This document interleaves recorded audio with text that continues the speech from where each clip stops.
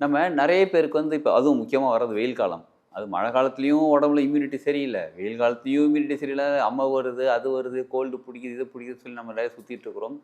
இதற்கெல்லாம் என்ன பண்றது? வருஷம் ஃபுல்லா எப்பயுமே நம்ம உடம்புல வந்து இம்யூனிட்டி சிஸ்டம் நல்லா ஒர்க் ஆகுறதுக்கும், நெறைய பேருக்கு பார்த்தீங்கன்னா, கொஞ்சம் வருஷங்களுக்கு முன்னாடி பார்த்தீங்கன்னா, இந்த கேன்சர்ங்கிறது எங்கேயாவது ஒருத்தர் யாருக்காவது ஒருத்தருக்கு இருக்கும். இப்ப நெறைய பேருக்கு வந்துட்டு இருக்கு. அதுக்கு பல காரணங்கள் இருக்கு. உணவு முறைகள் காரணங்களா இருக்கு, டென்ஷன் காரணங்களாக இருக்கு. அவங்க வாழக்கூடிய லைஃப் ஸ்டைல் லேட்டா தூங்குறது, லேட்டா எழுந்திரிக்கிறது இந்த மாரி பல காரணங்கள் இருந்தாலும், நம்ம அதையும் தாண்டி நம்ம அதெல்லாம் சரி பண்ணிக்க நிச்சயமா அதெல்லாம் சரி பண்ணிக்கணும். உணவு முறையிலேருந்து எல்லாத்தையும் சரி லைஃப் ஸ்டைல்லேருந்து எல்லாத்தையும் சரி பண்ணி ஆகணும். அதையும் தாண்டியும் நம்ம ஒரு சில விஷயங்கள் செய்யும்போது நம்ம உடம்புல இம்யூனிட்டி சிஸ்டம் இன்க்ரீஸ் ஆகும்.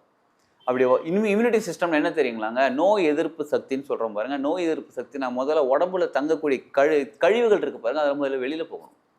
கழிவுகள்னால தான் நமக்கு பல ப்ராப்ளம் கிரியேட் ஆகுறதே. அந்த கழிவுகள் வெளியில போனாலே 99.99% ப்ராப்ளம் சால்வ் ஆயிடும்.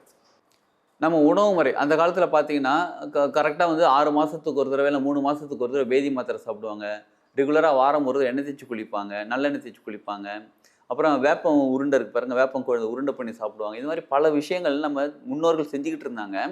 இப்ப நம்ம டெக்னாலஜி டெவலப் ஆகுனதுனால, நம்ம எதையுமே என்னத்த இப்ப ரீசென்ட்டாங்க ஒரு கிளையண்ட் ஒருத்தவங்க வந்திருந்தாங்க. அவங்க கிட்ட கேட்டேன் நானு. "என்ன சார் உங்களுக்கு வயிறு ஏன் இப்படி இருக்குன்னு?" கேட்டா, "வயிறு எரிச்சல் கொஞ்சம் அதிகமா இருக்கு தம்பி" அப்படின்னாரு. சரி அதான் என்ன ரீசன் அப்படின்னு கேட்டா, "தெரியல தம்பி" அப்படின்னாரு. சரி நீங்க லாஸ்ட்டா எப்ப பேதி மாத்திரை சாப்பிட்டீங்கன்னு கேட்டேன். "பேதி மாத்திரையா? அப்படி ஒண்ணு இருக்கா?" அப்படின்னாரு. கிட்டத்தட்ட ஹி இஸ் அரவுண்ட் 55 வச்சுக்கோங்களேன்.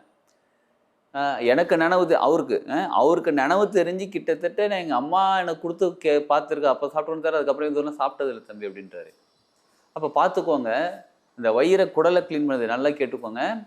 உடல் சுத்தமாக இருந்தால் குடல் சுத்தமாக இருக்கும். குடல் சுத்தம் தான் உடல் சுத்தம். உடலும் குடலும் சுத்தமா இருந்தா வாழ்க்கை சுத்தமா இருக்கும். நல்லாருக்கும்.